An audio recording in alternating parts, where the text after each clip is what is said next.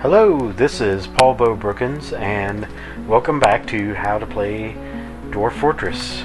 This is episode number 7, part number 7, and in this one we're going to go ahead and get started on our farming. That's going to be our first priority, because farming is one of the first things you're going to want to accomplish in this game. So, as you can see, we've got our tunnel down here into the dirt.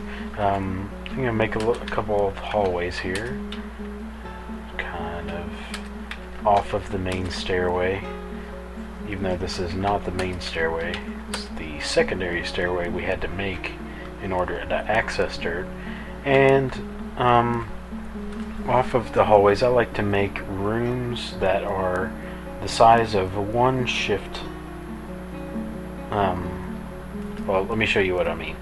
If I enter here and then I hit shift and then hit the arrow button over and the arrow button up, that's the size room that I like to make. And it's kind of my multi-purpose room. I'll put a couple doorways in specific places. For my farms, I'm going to put the doorway right here in the middle of both hallways. So, and you'll see why in a minute. We're also going to need another room. Let's see if we can... See, this is going to cut into this little pond, so we're going to have to back off our designation a little bit. So let's undo designation on this part. You don't want to dig into the pond because it will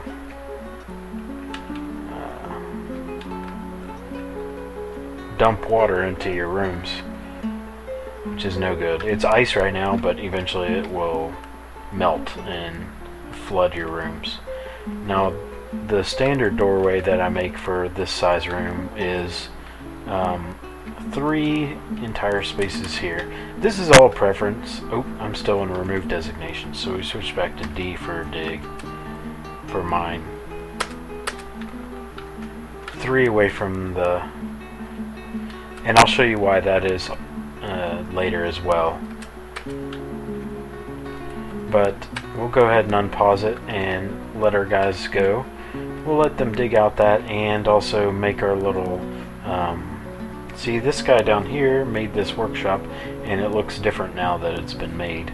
So we can go ahead and I'll pause it here. Anytime you want to access a building that you've made, specifically workshops, you want to go into Q. Q is set building tasks / preferences. So if you hit Q, it'll go to the nearest building. The nearest one to where my cursor is flashing. It's the mason's workshop. And if you're selected over here, you can see the title of the building. You can add new tasks to that building by pressing A. You press A, and it gives you a list of all the things that that building can do. Most of the things for the mason's workshop is making things out of rock. Actually, every single thing is making something out of rocks. So we get our stoner guy, and the first thing I usually do with this is make some doors.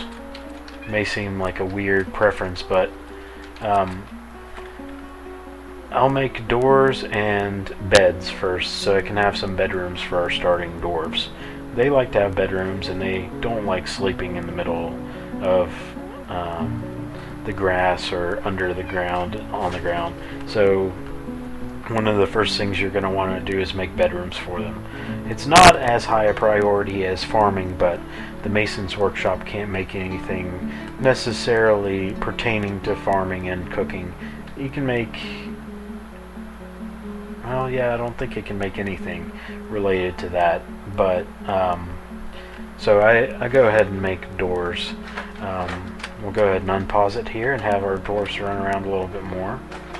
Our carpenter dwarf decided, if you look here, he decided to stop chopping all this wood and build this carpentry workshop. So sometimes even it doesn't go in the order of what you select. They just kind of pick. I'm sure there's an exact science to it, but they just kind of pick depending on their whims, it seems sometimes. So he's building this workshop. If you hit K, you can hover over him, and you can actually see his name. That's that guy, and he's a woodworker, just like I made him. And this tile also has a carpenter's workshop and dolomite pebbles from where he's in the middle of building it. He's got some pebbles left over from it, I guess.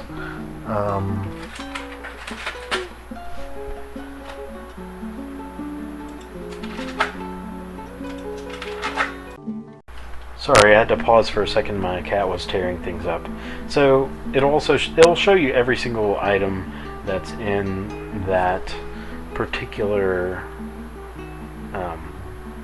tile if you hover over it.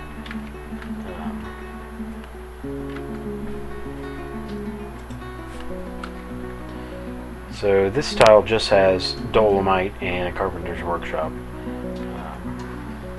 This one has carpenter's workshop and dense reedgrass. So each tile has its own stuff in it. So I'll go ahead and unpause and let him finish up that shop. Let's see. Yeah, our miners are up here digging away at our hallway that we've made. Whenever you dig a hallway out of dirt, eventually it's going to start sprouting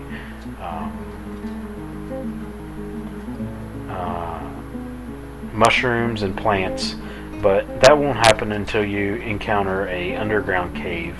But it's good to keep in mind that anytime you have a dirt floor that's not going to be covered up with something, you might want to place some kind of covering over it if you want it to stay untarnished, I guess.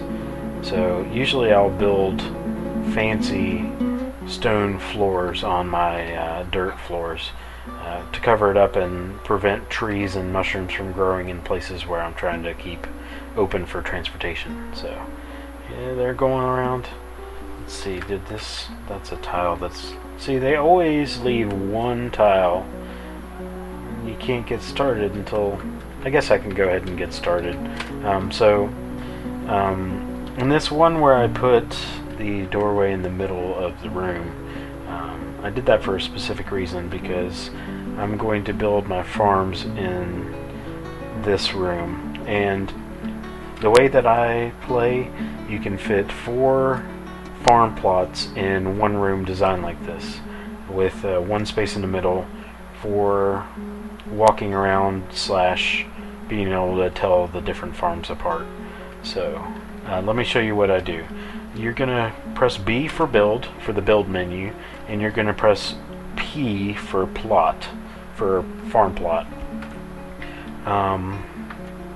And if you remember from one of our earlier videos, one of the arrow keys, see, the regular arrow keys will move around your cursor, but the secondary arrow keys, UMKH, will change the size of the farm plot that you're putting down. So if I hit K 4 times and U 4 times, then it makes a 5 by 5 farm plot.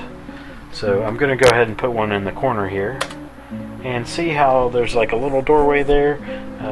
You can walk in between. If you have one here, one here, one here, one here, then it makes a nice little symmetrical pattern. It's not necessary, but it's something that I've picked up that I like to do. So now that we have that down, we can unpause, and probably one of our farmers, yeah, there he goes, he's running in, and he is building the farm plot. Also, one thing that I haven't mentioned yet is if you press enter when you're pressing, if you press K, what is the K menu called?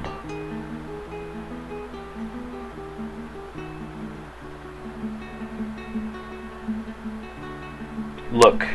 If you press K for look and then you hover over a person, you can press enter and it will give all the stats on that person.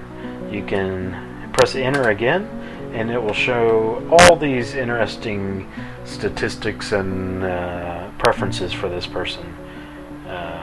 Things in red are bad. She's slow to heal and susceptible to disease. It's kind of hard to tell gender unless you look at these descriptions, because all of the names are kind of convoluted. And I've seen a male Urist and a female Urist. That Urist is the commonest name made fun of, that all the dwarfs are named Urist. It's a common joke. So yeah, it tells all the pluses and minuses for the person. You can also press R for the relationships between the people. See, she's the long-term acquaintance with all of the initial 7 founders of the fort. You hit escape, and you can also do a couple other things. You can customize the person, but usually I'll do that through Dwarf Therapist, which I'll probably show in the next 2 or 3 videos. So if we resume here, these guys are almost done digging out all this stuff, so we're probably going to start them on some new stuff to dig in the next video. And also, starting in the next video, we're going to show you what to do once you get your farm plot placed down. And I'll place another one, and I'll show you what I like to do with the different farm plots. So, but yeah, I think that's it for this video.